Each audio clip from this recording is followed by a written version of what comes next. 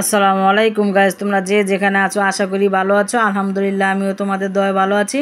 প্রতিদিনের মতন আজকেও তোমাদের মাঝে রান্নার ভিডিও নিয়ে আসছি। আজকে বিরিয়ানি রান্না করব শুক্রবার দিন। ফার্স্টে পাতিল বসিয়ে দিয়েছি, পেঁয়াজ কুচি দিয়েছি, এখন পরিমাণ মতন তেল দিয়ে দিচ্ছি তোমার। আর শুক্রবার আসলে আমার বাচ্চাদের জন্য খুবই স্পেশাল দিন, ওরা অনেক আনন্দ করে আর অনেক ভালো লাগে শুক্রবার হলে। পেঁয়াজটা দেখো ভাজা হয়ে গেছে, এখন দিয়ে দিচ্ছি আদা রসুনের পেস্ট, এখানে জয়ফল, জায়িত্রী, টেস্টিং ছল, লবণ, বিরিয়ানির মশলা দিয়ে দিচ্ছি। এখন দিয়ে দিব কাঠবাদাম আর কিছু টমেটো সসটা বেশি দিব না, যাতে 1 কেজি পোলার চাল তোমার আর 2.5 কেজি মতন মানে মুরগি। এখন একটু পানি দিয়ে দিচ্ছি, পানিটা দিয়ে এটাকে সুন্দর করে একটু নেড়ে চেড়ে দিব। নেড়ে চেড়ে দিয়ে তোমার আমি চিকেনটা আগের থেকে কেটে ধুয়ে তোমার পরিষ্কার করে রেখেছি। দেখো মশলাটা কষানো হয়ে গেছে, এখন দিয়ে দিচ্ছি এলাচ আর দারচিনি দিয়ে দিচ্ছি। তেজপাতা দিব না, তেজপাতা অনেক আছে। কালারের জন্য দিয়ে দিচ্ছি 1.5 চামচ মরিচের ফাঁকি, কালারটা যাতে সুন্দর আসে বিরিয়ানির। যে চিকেনটা আমি এখন দিয়ে দিব। চিকেনটা আগের থেকে আমি পরিষ্কার করে রেখেছি, এখন চিকেনটা দিয়ে দিচ্ছি। দিয়ে আবার আলুটাও কেটে ধুয়ে পরিষ্কার করে রেখেছি, আলু দিয়ে দিব। বাচ্চারা বিরিয়ানির ভিতরে আলু দিলে অনেক পছন্দ করে, আর বড়োদেরও ভালো লাগে। বিরিয়ানির ভিতরে আলু দিলে আমার খুবই ভালো লাগে, খুবই পছন্দ হয়। এখন দিয়ে দিচ্ছি তোমার মটরশুঁটি, ডিপে রেখেছিলাম। এই তো মটরশুঁটিটা দিয়ে এখন আমি নেড়ে চেড়ে দিব।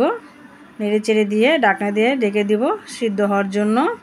এই তো এখন ঢাকনা দিয়ে ঢেকে দিচ্ছি, সিদ্ধ হয়ে গেছে। এখন দিয়ে দিব গরম পানি, ফুটানো গরম পানি দিয়ে দিচ্ছি।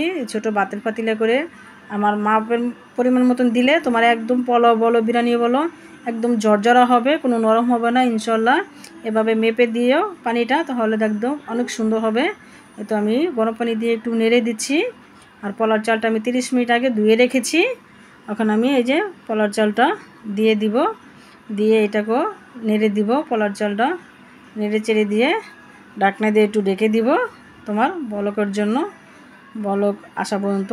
এখন দিয়ে দেবো এই যে এই চামচ দিয়ে 4 চামচ পাউডার দুধ দিয়ে দিচ্ছি, একটু গরম পানি দিয়ে মিশিয়ে দিয়েছি, কাঁচামরিচ, আলু বোকারা, কিশমিশ দিয়ে দিচ্ছি।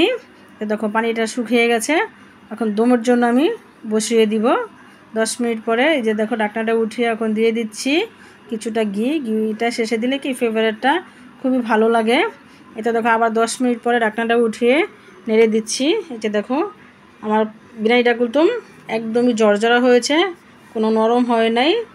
আমি জানি না তোমরা ক্যামেরা কিভাবে দেখতে পারতেছো, বাস্তবে কুলতুম অনেক সুন্দর হয়েছে কালারটা। এতে দেখো আমার বিরিয়ানিটা হয়ে গেছে, তোমাদেরকে আবার আমি নেড়ে চেড়ে দেখাচ্ছি, একদম ঝরঝরা হয়েছে মাশাআল্লাহ, অনেক সুন্দর হয়েছে। যদি আমার বিরিয়ানির রেসিপি তোমাদের ভালো লাগে লাইক কমেন্ট শেয়ার করো। আল্লাহ হাফেজ। কে কে খাবে চলে আসো আমার বাসায়, সবাই দাওয়াত।